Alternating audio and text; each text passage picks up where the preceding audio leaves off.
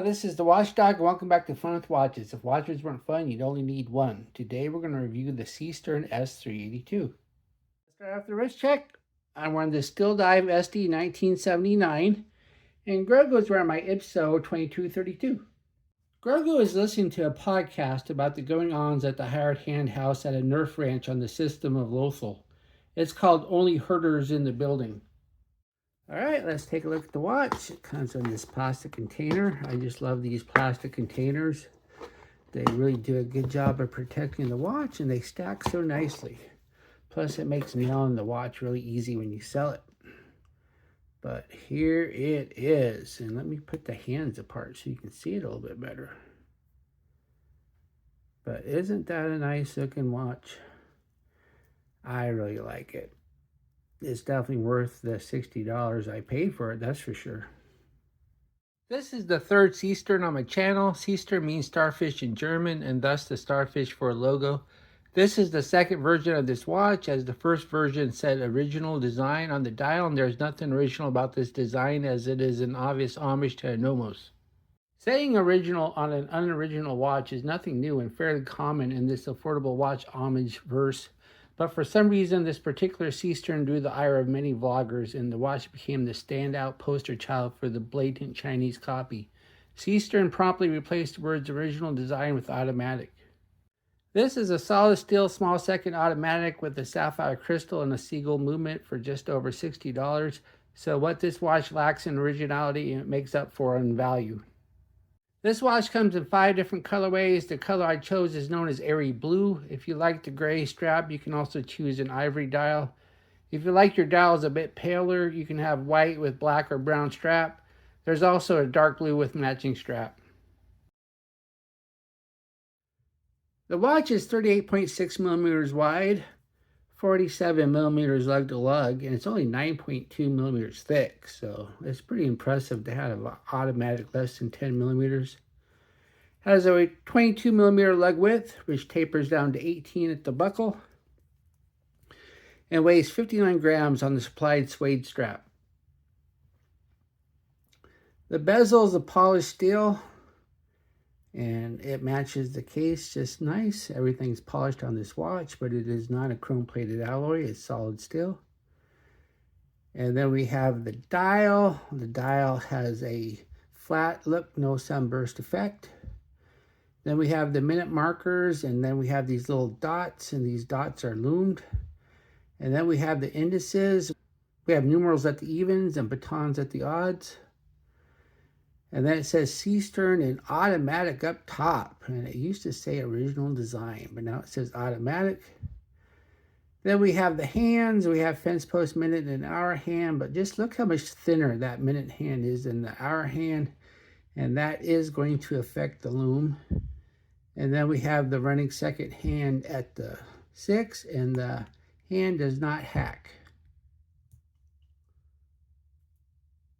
Then we have a sign push-pull crown. It's got the little starfish there, and Seestern means starfish.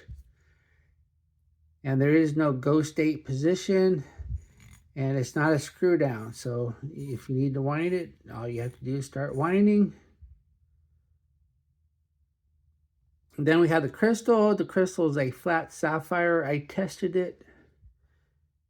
And the display case back is not sapphire, so it's not a sapphire sandwich. And then we have the case. The case is minimal in design. And it's just a nice case. It's just as big as it needs to be, no more, no bigger. Then we have the case back. The case back is a display case back screw down. And it says Sapphire S382, official Seestern, 5 ATM, so you get 50 meters water resistance, and 316 SS, which is 316L steel. SS means solid steel. And this is, once again, this is not a sapphire sandwich. This is just a glass crystal. Underneath the case back is the Seagull ST1701 movement. This is a 20 joule 3 hertz movement that hand winds, does not hack, and has a bidirectional rotor and about 40 hours of power reserve. And I'm not sure if I've ever had one of these before, but we'll go ahead and put it on the time grapher and see how it's doing. Here it is on the time grapher. As you can see, it's running about 4 seconds fast, no beat error, healthy amplitude. I tried to look up the lift angle of an ST1701 and I couldn't find it anywhere, so I just left it at the 52-degree default. But no, it's running very accurate. Very pleased with this movement. If you're going to get a movement that's not Japanese, you definitely want a Seagull when it comes to automatics. The strap is genuine leather. It's also suede. I'm not the biggest fan of suede, not because it doesn't look nice, but just because it gets so dirty so quickly and just harder to clean than normal leather. It does have quick release.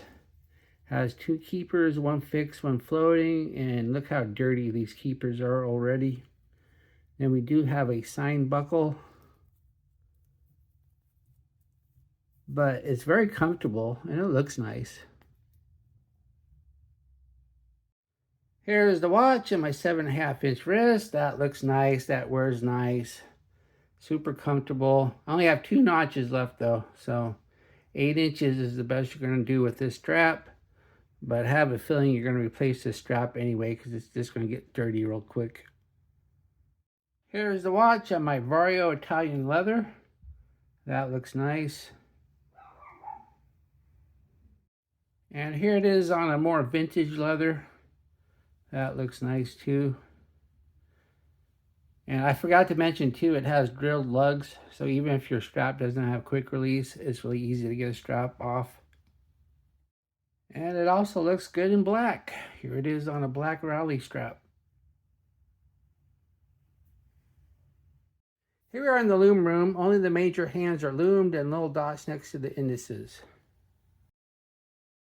As we speed up the time, we see the blue glow of BGW9. Unfortunately, the minute hand lume is super thin and seriously underperforms a decent enough hour hand.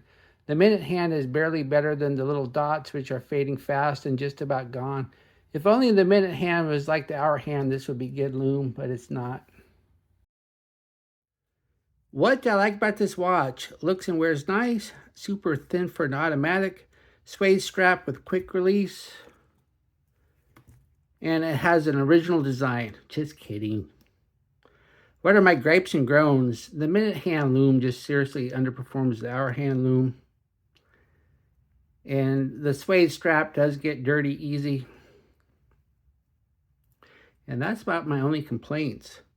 Do I recommend this watch? Sure. This is a nice looking automatic watch that is super thin and comfortable. That looks like it costs 10 times as much.